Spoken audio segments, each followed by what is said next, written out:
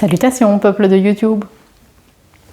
Pour la vidéo du jour, là je ne suis pas chez moi, je suis chez mes parents parce que pendant leurs vacances, je suis venue tous les jours pour prendre soin du chat qui n'est pas le leur. Hein. Mon intro n'a aucun sens. C'est un chat qui habite dans le quartier et mes parents lui donnent un peu des friandises le matin tous les jours quand il passe et moi ça m'inquiète de ne pas du tout m'en occuper quand ils sont pas là, donc je suis passée tous les jours m'occuper du chat. Voilà, mais donc c'est pour ça que je suis là chez mes parents et que j'en profite pour prendre le temps de vous faire une petite présentation donc du tarot Cats, qui est un tarot auto-publié par quelqu'un qui s'appelle Bunny D. C'est écrit là. Donc c'est vraiment un tarot standard, 78 cartes, sur le modèle de Rider-Waite. Oups. Je pense que c'est un auto-publié parce que je l'ai vu nulle part, je ne l'ai pas trouvé en magasin ou quoi. Ici, je l'ai trouvé sur Vinted. À mon avis, il doit être trouvable sur Etsy. J'essaierai d'un peu chercher pour vous mettre une référence éventuelle en barre d'infos. Ah oui, en effet, il est disponible sur Etsy, donc la boutique de la personne c'est Bunny D. Je vous remettrai ce lien directement en barre d'infos. Donc il a été créé en 2019 et le nom de la personne, donc Bunny D c'est un pseudo évidemment, son nom c'est Daniel Gundry Monji. Comme ceci, vous ne voyez rien, c'est pas grave. Donc il vient uniquement avec un tout petit feuillet comme ça, où l'artiste se présente et en gros elle explique qu'on peut utiliser les interprétations classiques du rider. Le jeu est né de son amour pour les petits compagnons félins. Elle dit qu'elle a expérimenté au cours de sa vie la joie de vivre avec des chats. Ce jeu est dédié à l'aura et à la magie quotidienne qu'apportent les chats. Et la plupart des chats qui sont représentés dans les illustrations sont des chats qu'elle a réellement connus ou qu'elle connaît, qu'elle espère qu'ils pourront nous guider pour des tirages les plus créatifs possibles. Donc je vous avais déjà parlé de ce jeu dans mon tag, le premier tag sur les petits vlogs de l'été entre amis. Donc j'avais fait le premier tag sur les animaux. Ça va pas aujourd'hui. Donc le deck est comme ceci. Donc ceci c'est le dos qui a l'air d'être réversible, mais en fait non, là il est à l'endroit. Donc il y a des petites différences. De loin on n'a pas l'impression, mais de près on voit bien que ceci ne se répète pas en dessous. Donc il n'est pas tout à fait réversible. On a des tranches. On m'a fait remarquer qu'on disait cuivré. J'ai jamais vu du cuivre de cette couleur-là en vrai, mais parce que c'est un peu fluo. Mais bon, si vous voulez dire cuivré, moi je dis métallisé orange, mais cuivré ça marche aussi. J'ai pas remis le jeu dans l'ordre. Je l'emploie beaucoup ces derniers temps. C'est un peu le jeu qui m'accompagne ces dernières semaines. Ça s'est fait un peu comme ça, donc je l'ai acheté sur Vinted, je l'ai déballé et j'ai commencé à l'utiliser. Parfois je mets des mois et des mois avant d'employer un jeu et ici, voilà, je l'ai pris directement. Donc mon idée ici c'est de vous présenter toutes les cartes. C'est un jeu que j'intellectualise pas tellement, c'est-à-dire que je me suis pas penchée sur les cartes en me disant tiens, qu'est-ce que ça représente exactement. Je l'emploie relativement comme un rider classique. Simplement, les illustrations, de par leur douceur, me donnent une ambiance bienveillante et c'est un jeu assez réconfortant. Voilà. Alors, nous avons le 8 de bâton sous forme de petite échelle. Le 10 d'épée. Donc là, vous voyez, on rentre tout de suite dans le sujet.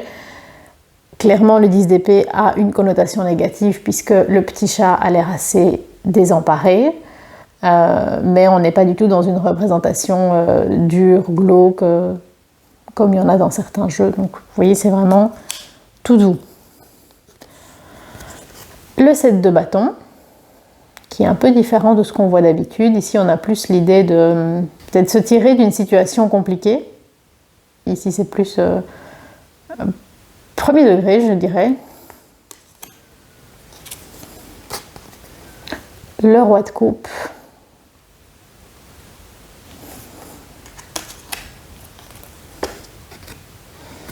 Le 3 de bâton.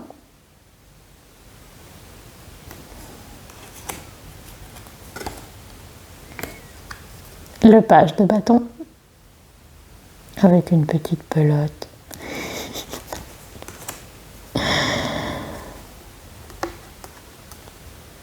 Le 5 d'épée.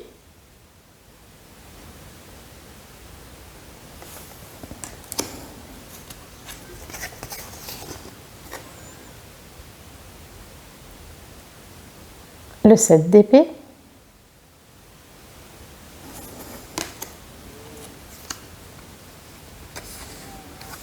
Le 4 de bâton.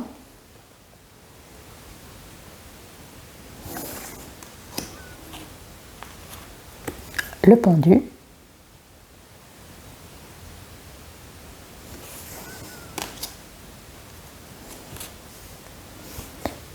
Le page de coupe.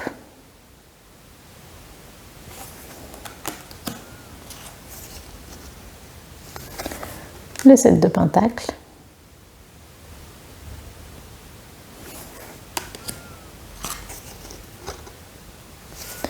Le jugement.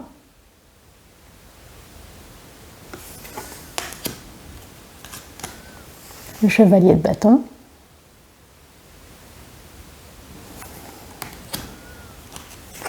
L'as d'épée. Vous voyez, on a en même temps beaucoup de douceur et en même temps on respecte quand même pas mal les codes du rider. L'ermite. On a un petit poisson qui est apparu qui est, sauf si je dis une bêtise, inhabituel de la carte de l'ermite. Le 9 de bâton, où on a peut-être beaucoup moins que d'habitude cette notion de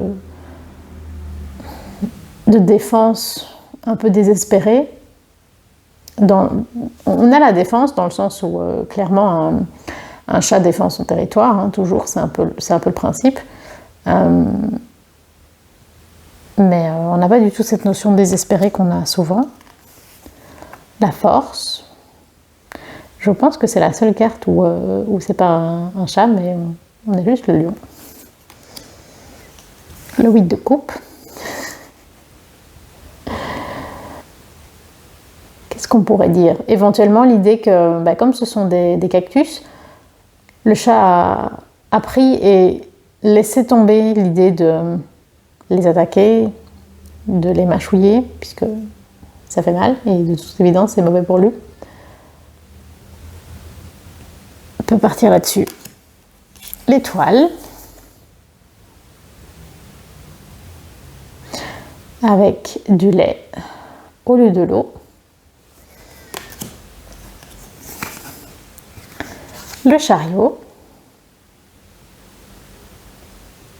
C'est rigolo parce qu'on a presque l'idée que ce seraient ces humains, bon, qui ne sont pas très humains, c'est un peu des créatures mi-chat, mi-humain, mais que ce serait eux qui remplacent les chevaux habituels du chariot. Je vous dis, c'est un jeu que j'emploie en fait sans me casser la tête, ce qui ne me ressemble pas du tout, mais qui me fait beaucoup de bien. Le roi d'épée, où on a presque l'impression que l'épée fait... Allez, le dessin de l'épée se fait dans le pelage du chat, mais qu'elle n'est pas réellement là. Le roi de bâton. Il y a un autre tarot dans lequel on avait l'idée que quelque part qu'ils avaient renommé les suites. Et les bâtons étaient les jouets. On a un peu cette notion ici, hein, puis ça fait déjà plusieurs cartes qu'on a une sorte de jouet en canne à pêche. Le set de coupe, où on voit toutes les petites tasses qu'il renverse, bien évidemment. Le page de pentacle. Oh, la maman avec ses petits chats. Le 5 de bâton. Je ne sais pas si c'est un jeu que je n'analyserai jamais dans le détail, ou que je n'ai juste pas encore analysé dans le détail. La lune. Mais oui, c'est juste vraiment très intuitif en fait. Le monde. Et vous voyez, je vous en dis pas grand chose au final. Le 2 de coupe.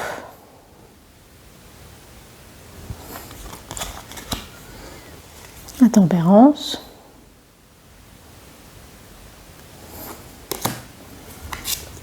Le hiérophante.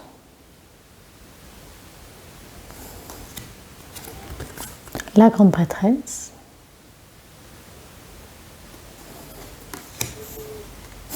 Le 3 de coupe. On sent qu'ils se sont bien amusés, mais qu'il y a eu des bêtises. Hein. La tour, sous forme d'arbre à chat, duquel on saute, évidemment. Le 3 de pentacle. Un petit chat très créatif.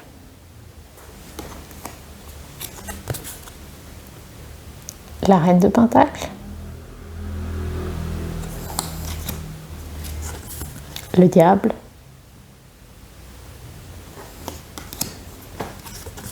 Le chevalier de pentacle.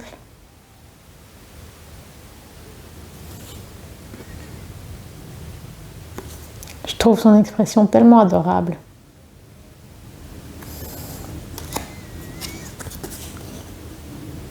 Le roi de pentacle.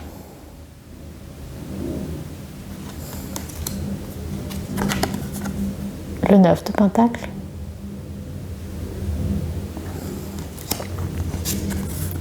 Le 2 de pentacle.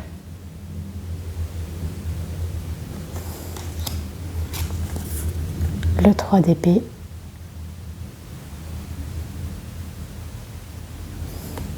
C'est quand même un jeu relativement peu... comment je peux dire ça? Peu illustré. Dans le sens où... j'ai l'impression qu'il faut quand même bien connaître le tarot. Le 3 d'épée qui est quand même une carte souvent assez facile à comprendre visuellement.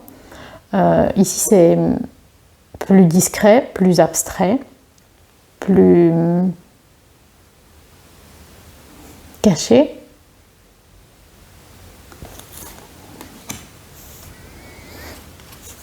Le 6 d'épée.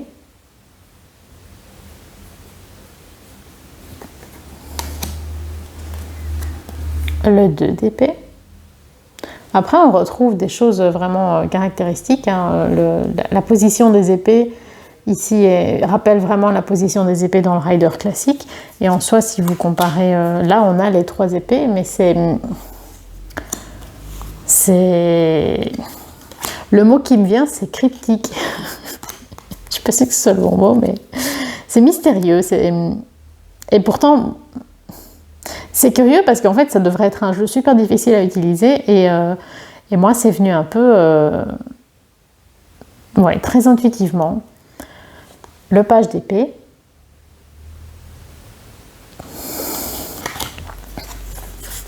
Le 10 de pentacle.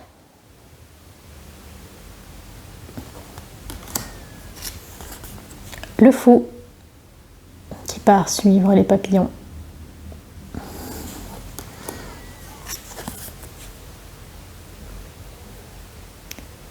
La reine de bâton.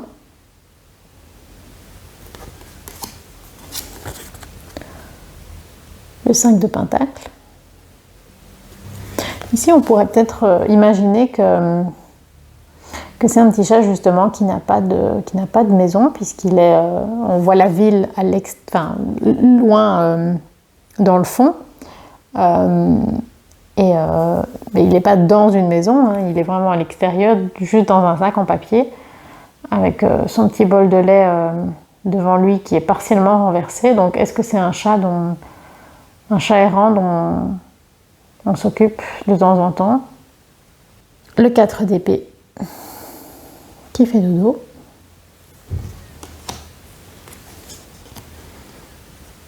Oh, le 5 de coupe. La justice.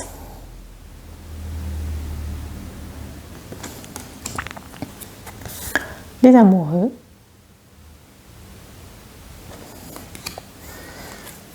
Le 10 de coupe. Avec un chat licorne. Le 6 de bâton.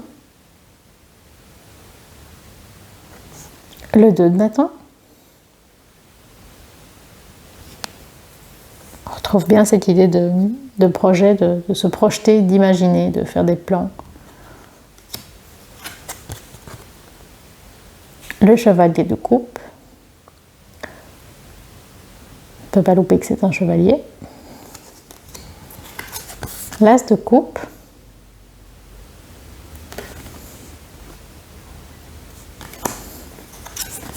Le soleil.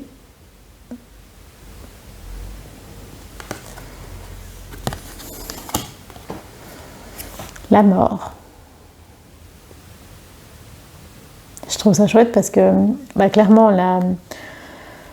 une mythe comme ça, un papillon de nuit, c'est un des symboles de la mort aussi, parce que ce sont des animaux qui sont des compositeurs des végétaux, donc qui sont associés à la mort, au cycle de la vie, au recyclage des matières premières. Donc ça a tout à fait une logique. Et le chat lui-même est en train d'attraper le papillon. Donc c'est le cycle de la mort à l'intérieur du cycle de la mort. Donc c'est intéressant.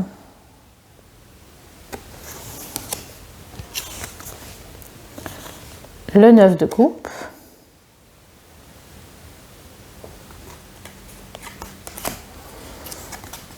Le 8 d'épée.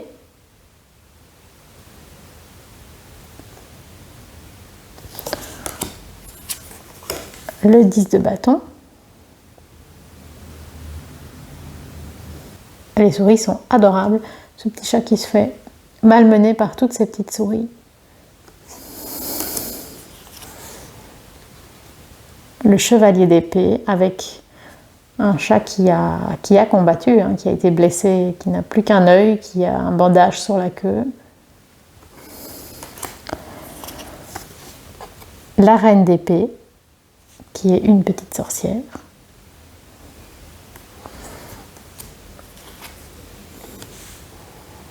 Le 6 de coupe.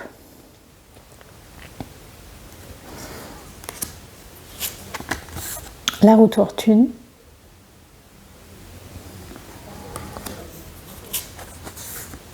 L'empereur.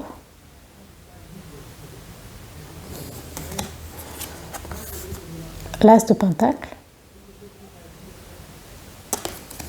C'est des couleurs très très douces, hein. Je pense que c'est... je ne sais pas si c'est fait à l'aquarelle ou...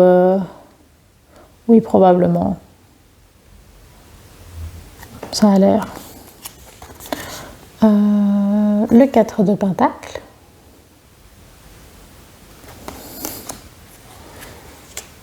L'as de bâton. Toute griffe d'or. Le magicien.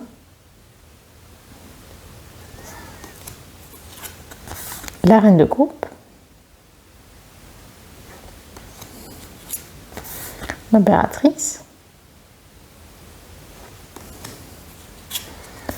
Le 9 d'épée. Pauvre petit chat. Le 8 de pentacle.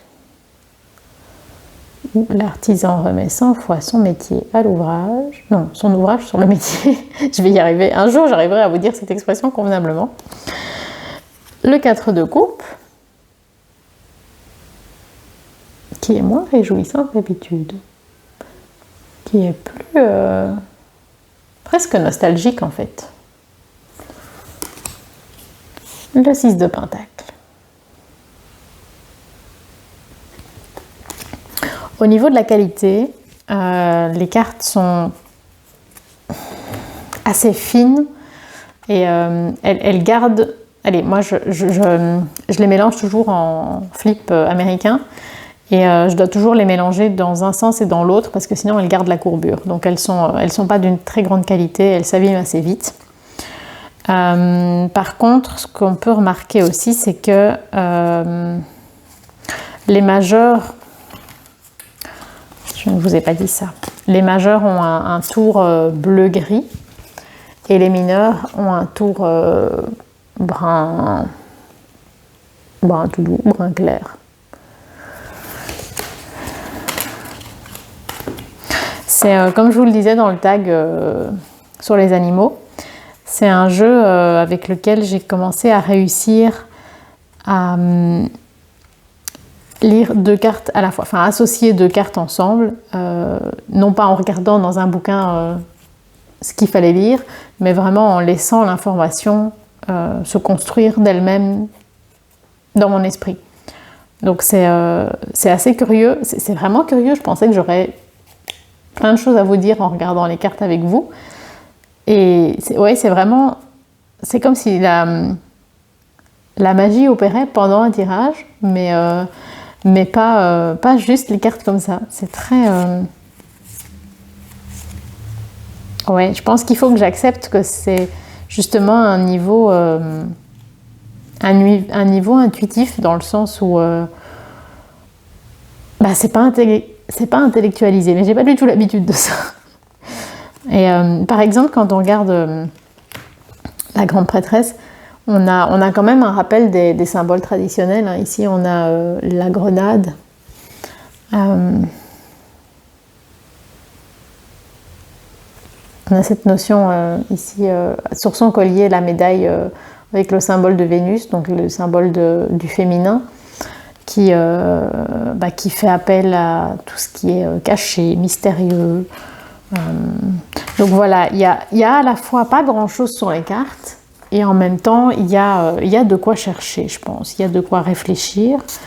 C'est à la fois très mystérieux et très parlant aussi, parce que bon, comme je vous disais tout à l'heure, qui est tout mignon, le 9 d'épée, on a compris.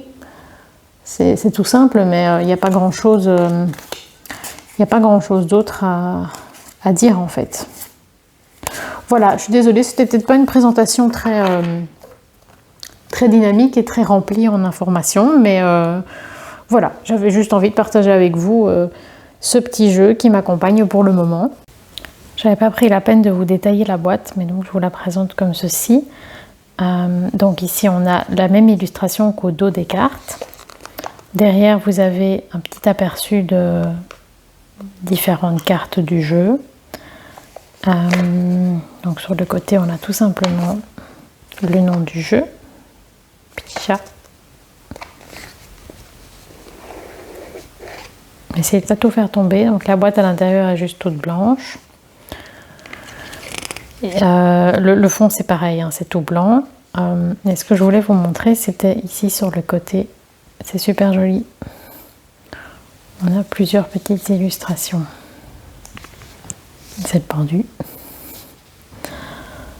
Et le 3 de pentacle. J'espère que ça vous a plu. N'hésitez pas à me dire si vous avez bien aimé le jeu, si ça vous donne envie de l'avoir, si vous l'avez vous-même, comment vous l'employez, si vous l'aimez bien. Et voilà. Sur ce, je vous souhaite longue vie et prospérité.